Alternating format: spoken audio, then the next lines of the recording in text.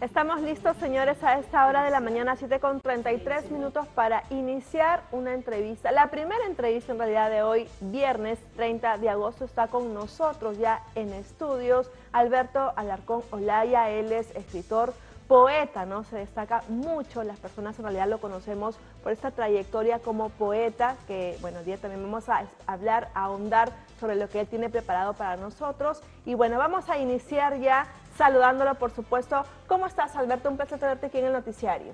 Un saludo también para ti, para Sol TV y para toda tu audiencia.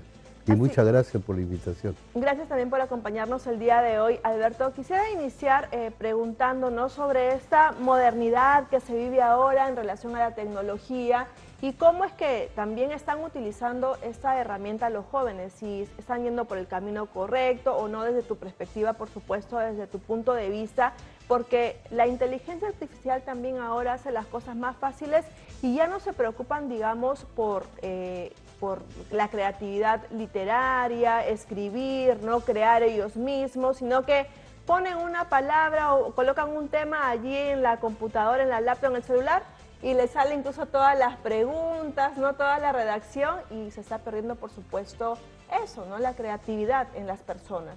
Sí, yo creo que lo que estamos viviendo actualmente es un momento histórico de transición de una tecnología a otra, como ocurrió en la época de la fotografía, del cine, de la radio, de la televisión, de los llamados viajes espaciales. Entonces creo que ese momento de transición está dificultando tener una visión clara de lo que está ocurriendo. Por ejemplo, para poner solamente un ejemplo, te digo que hoy se lee más que nunca.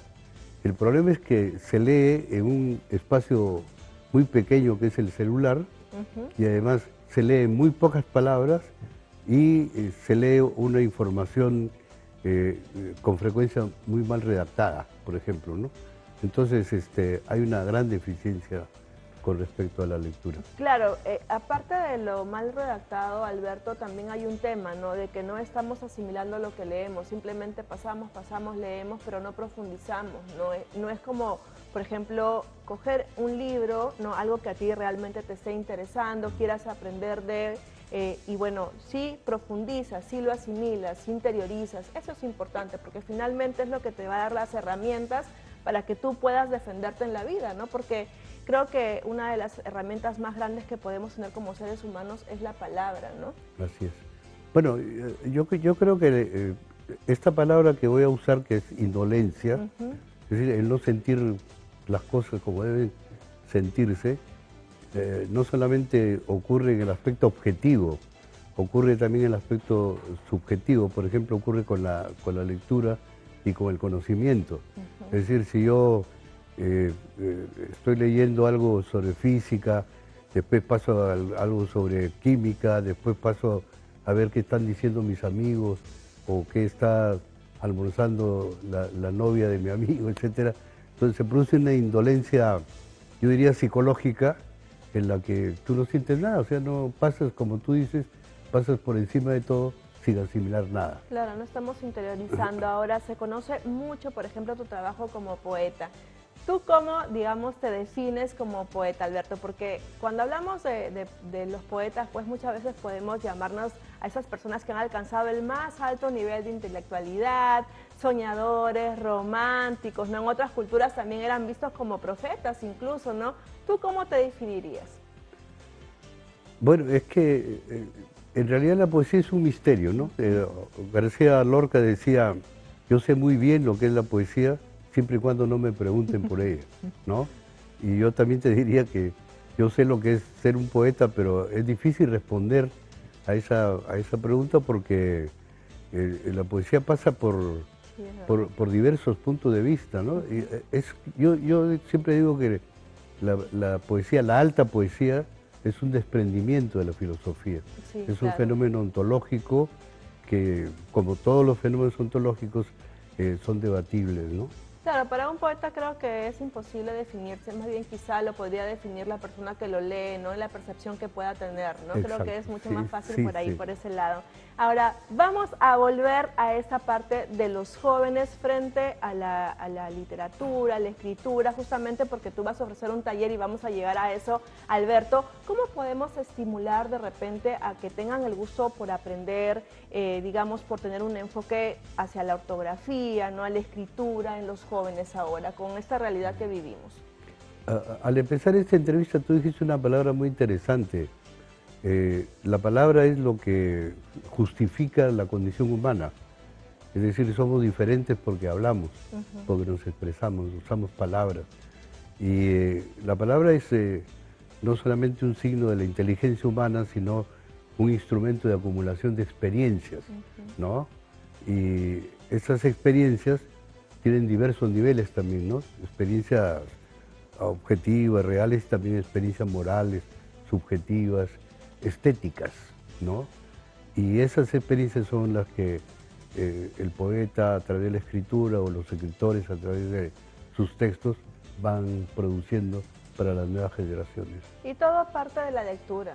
Yo pienso eso. ¿Tú crees lo mismo? O sea, por ejemplo, para que a un joven lo motive a escribir, tiene que nacer del gusto por la lectura.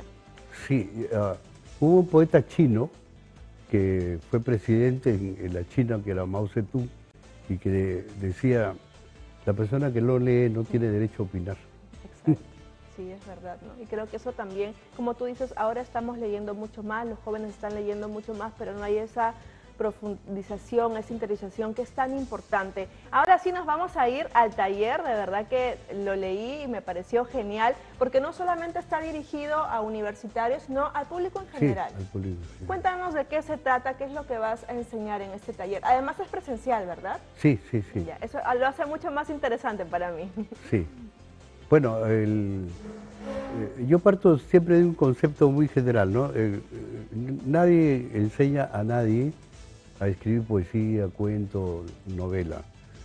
Pero sí lo que se aprende en un taller, creo, básicamente, es el conocimiento técnico de esos géneros, ¿no? O de esas especies literarias. Porque no se puede escribir poesía sin conocer los fundamentos técnicos de la poesía, los fundamentos de la novela, del cuento, de la crónica, ¿no? No necesariamente un director de un taller es novelista o es poeta, pero sí tiene que tener una sensibilidad especial para poder dar esos mecanismos que a veces son tan fríos, ¿no? Las técnicas, con la debida calidez para que el alumno o el estudiante interiorice lo que se le está diciendo, ¿no? Cuéntanos, Alberto, ¿cuándo inicia? Ahí vemos en la pantalla, ¿no? El flyer, toda la publicidad de este taller Alto Lumen. ¿Por qué ese nombre? Bueno, Alto Lumen es una expresión latina que es alta luz, ¿no? Claro, alta viene luz. de la medición, ¿no? Internacional, universal de la luminosidad.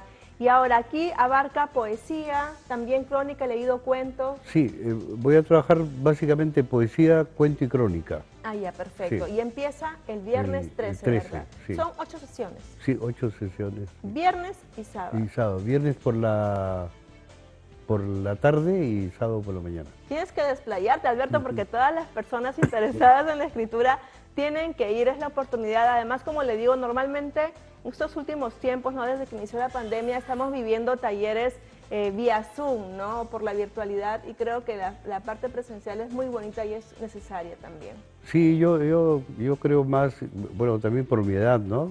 Más en lo presencial, porque esa interrelación no debe perderse nunca. Sí, así es. Entonces todos están invitados. Agradecerte, Alberto, me quedaría contigo conversando mucho más tiempo, pero tenemos que ir a la pausa comercial. Un placer, de verdad, tenerte aquí en el noticiario y ojalá regreses muy pronto. Gracias, muy amable. Que tengas un lindo día. Señores, a esta hora de la mañana, 7:42 minutos, nos vamos a una breve pausa comercial.